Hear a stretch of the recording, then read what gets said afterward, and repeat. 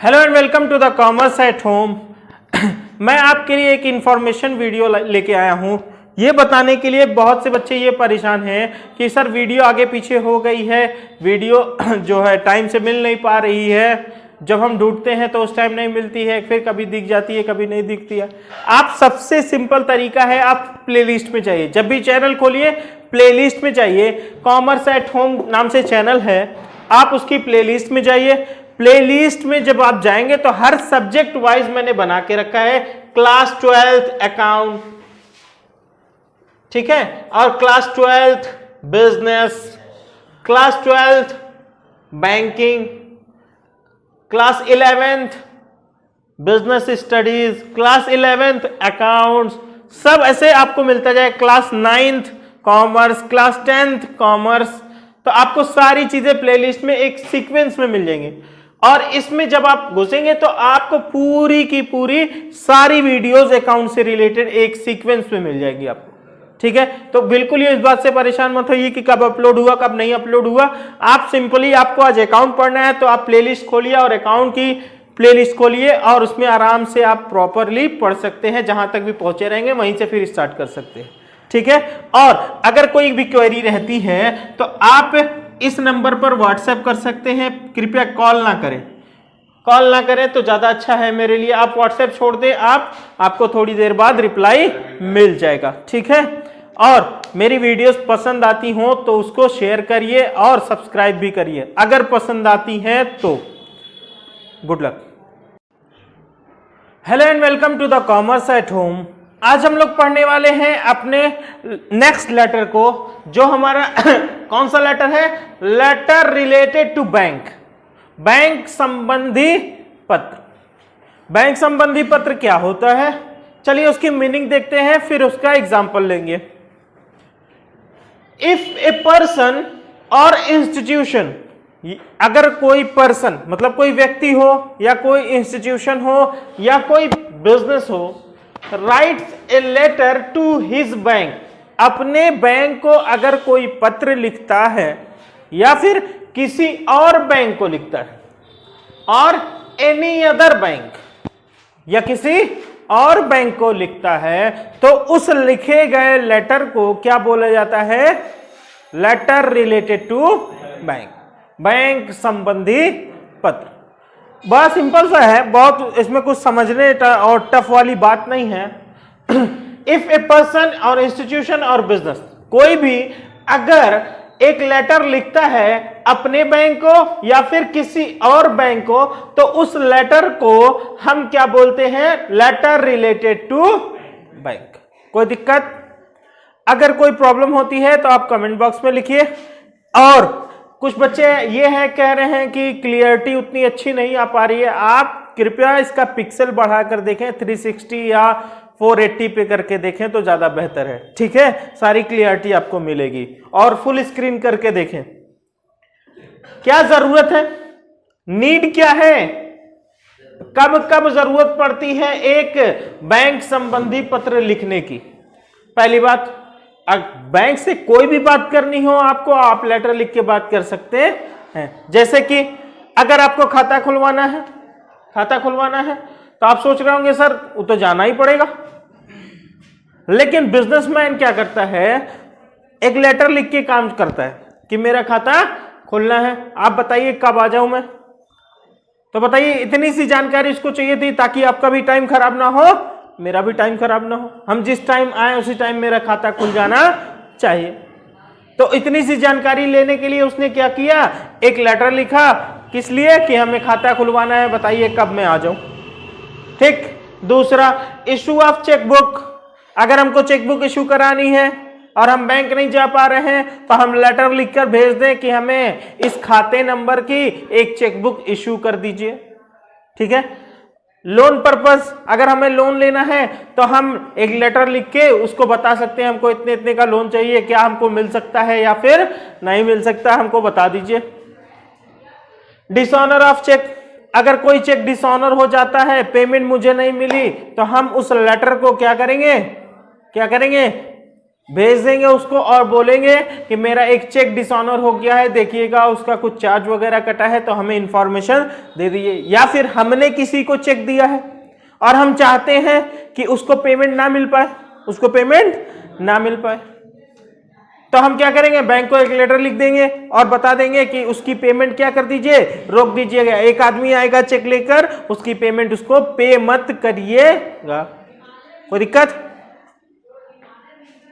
अच्छा, to know about the financial condition. मान लीजिए हम किसी कस्टमर को उधार बेचना चाहते हैं, किसी कस्टमर को उधार बेचना चाहते हैं और उसकी फिनेंशियल कंडीशन हमको पता नहीं है अच्छी है कि नहीं, बाद में वो हमको पैसा दे देगा या नहीं दे देगा, तो हम उसके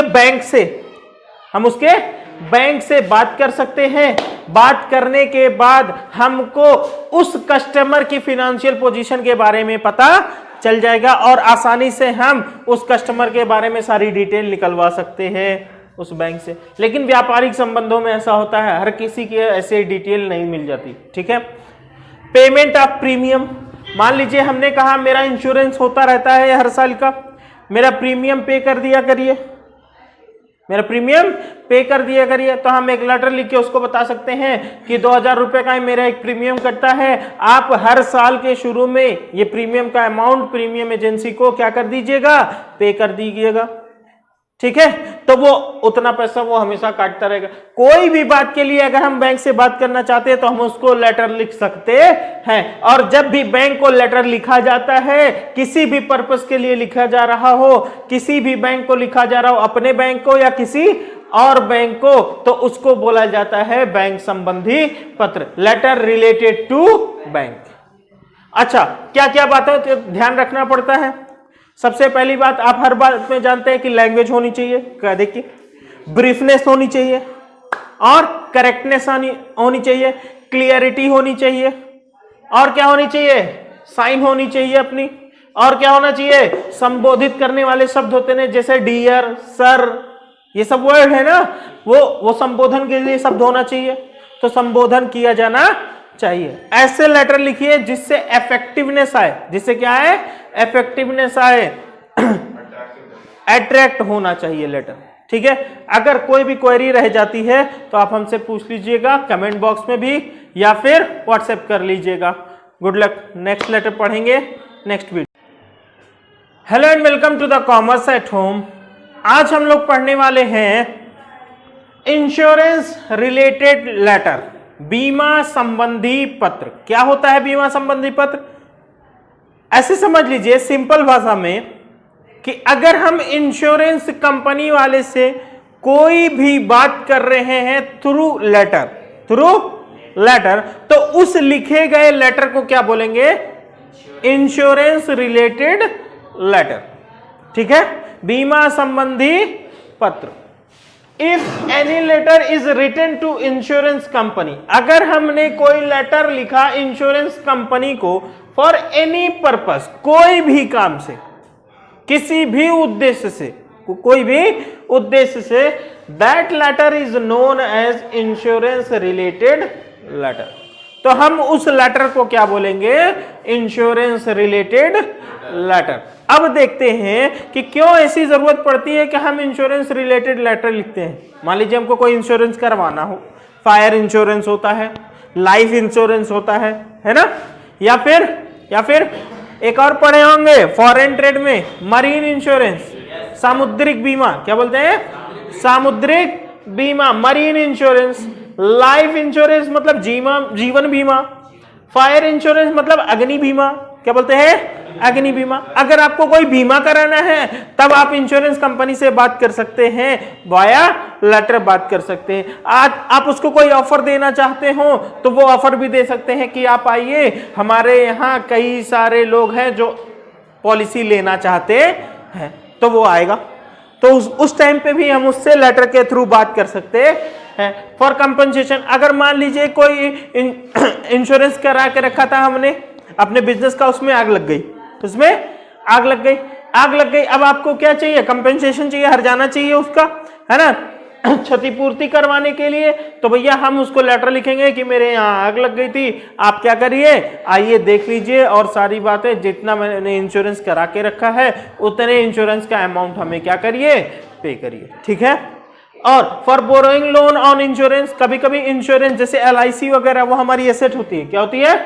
एसेट होती है। हम उस पर लोन ले लेते हैं, उसको दिखाकर लोन ले लेते हैं। भैया अगर लोन लेना हो तो उस पॉलिसी वाले को बताना पड़ता है कि भैया हमको लोन लेना है, हम इसको गिरवी रख रहे हैं, हम अपनी LIC को क्या रख रहे हैं, इसका पेपर सारा गिरवी रख रहे हैं, हम इसी प्रीमियम पर क्या ले रहे हैं, इसी बीमा पर क्या ले रहे हैं, ऋण ले रहे हैं, लोन ले रहे हैं।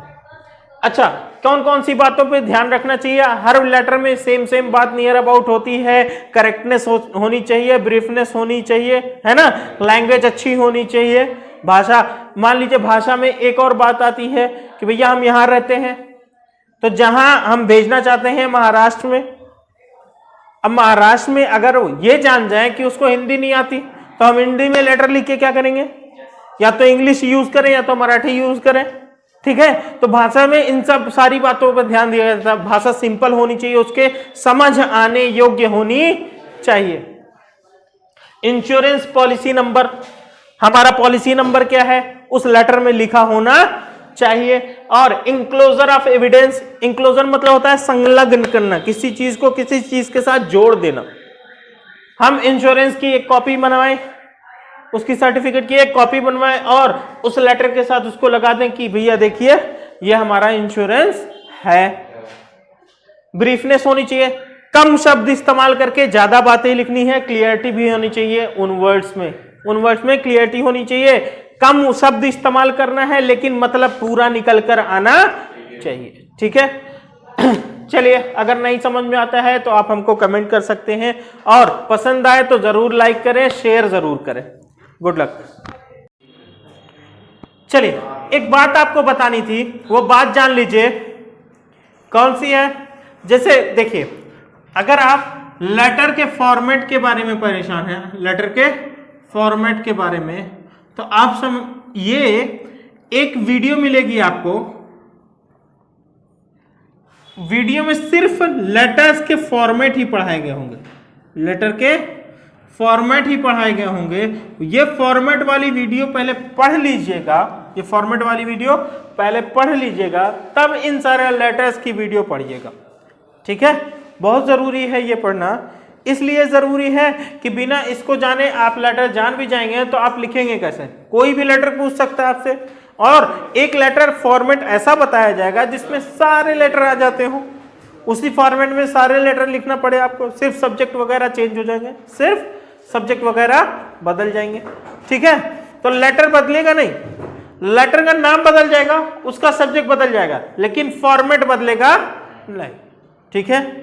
तो हमेशा इस बात को याद रखिएगा, फॉर्मेट के लिए परेशान मत रहिएगा। लोग कहते हैं सर कंफ्यूज हो, कल एक बच्ची फोन करी कि सर हम लेटर में कंफ्यूज हो जा रहे हैं, कैसे फॉर्मेट इसका, कैसे फॉर्मेट तो वही है, फॉर्मेट बदल नहीं रहा, सिर्फ उसका सब्जेक्ट बदल जा रहा है। ठीक है। तो फॉर्मेट नहीं बदल रहा, आप बिल्कुल परेशान मत होइए, पहले उस वीडियो को देख लीजिएगा, फिर आप आगे की वीडियो देखिए। और अगर आपको मेरी वीडियोस पसंद आती है तो इसको शेयर जरूर करिए दूसरों तक, ताकि वो भी पढ़ाई कर सके आपकी तरह। Good luck. Hello and welcome to the commerce at home. आज हम लोग पढ़ने वाले हैं agency related letter. Agency related letter क्या होता है? जब एक एजेंट और प्रिंसिपल, एजेंट और प्रिंसिपल, ऐसे समझ लीजिए, मान लो एक प्रिंसिपल है जिसने अपने एजेंट को माल दिया है, एजेंट को गुड्स दिया है कि तुम बेचो इस माल को, जितना बेच पाओगे हम उस पर तुम्हें कमीशन देंगे, हम उस पर तुम्हें कमीशन देंगे। अब जो भी बातों के लिए ये इसको पूछने के लिए, कुछ बताने के लिए अगर कोई भी लेटर लिख रहा है तो इस लेटर को क्या बोलेंगे? Agency related letter. If any letter is written in between principal and agent, principal and agent for any purpose, किसी भी उद्देश्य से वो लेटर लिखा गया हो, और खास करके इट इज रिटन बाय ये हमेशा किसके द्वारा लिखा जाता है? एजेंट के द्वारा। It is always written by agent. ये हमेशा एजेंट के द्वारा लिखा जाता है। अच्छा, if any letter is written in between principal and agent for any purpose, किसी भी उद्देश्य के लिए अगर प्रिंसिपल और एजेंट के बीच कोई बात हो रही, कोई वार्तालाप हो रही है, किसके द्वारा? एक लेटर के द्वारा, तो उस लेटर को हम क्या बोलते हैं? एजेंसी रिलेटेड लेटर, एजेंसी संबंधी पत्र। अच्छा, इसको लिखते समय कौन कौन सी बातों पर ध्यान देना चाहिए? आपको पता है कि लैंग्वेज, सारी लास्ट वीडियोस आप पढ़ेंगे तो उसमें सारी बातें मिलेंगी कि लैंग्वेज में क्या होता है। लैंग्वेज मतलब साधारण होनी चाहिए, समझ आने योग्य होनी चाहिए, सिंपल होनी चाहिए, रेफरेंस किसी का होना चाहिए। रेफरेंस इसलिए होना चाहिए ताकि वो जल्दी भरोसा कर सके। मान लीजिए हम चाहते हैं कि जो है जियो की एक एजेंसी ले सके, जियो की क्या ले सके? एजेंसी ले सके, तो जियो वाले को हमें अप्लाई करना पड़ेगा, एप्लीकेशन डालना पड़ेगा। तो उस टाइम लेटर हम जो लिख रहे हैं वो क्या कहलाएगा? Agency related letter. अच्छा, उसमें एलिजिबिलिटी बतानी चाहिए कि हम उस सामर्थ्य में हैं, मतलब उस योग्य हैं कि हम एक एजेंसी ले सकते हैं, हम अपना एजेंट बनेंगे। आपके क्लियरिटी होनी चाहिए उस लेटर में। क्या होनी चाहिए? क्लियरिटी होनी चाहिए, ब्रीफनेस होनी चाहिए, कम वर्ड इस्तेमाल होने चाहिए, ज्यादा बातें बतानी चाहिए। और रेट ऑफ कमीशन, कितना हम कमीशन लेंगे आपकी सेल पर, जो मैंने बताया प्रिंसिपल के बेसिस पे क्या करेंगे? हम सेल करेंगे, उसके सामान को बेचेंगे, तो उसके सामान बेच के प्रॉफिट में क्या लेंगे? उसका हिस्सा लेंगे। या फिर टोटल सेल पर एक फिक्स रेट पे कमीशन लेंगे, फिक्स रेट पर कमीशन लेंगे, तो वो रेट ऑफ कमीशन बताना चाहिए। रेफरेंस देना जरूरी है ताकि वो जल्दी विश्वास कर सके। तो बिजनेस लेटर लगभग हम लोग के खत्म हो गए। अब कोई भी बिजनेस लेटर बचा हुआ नहीं है।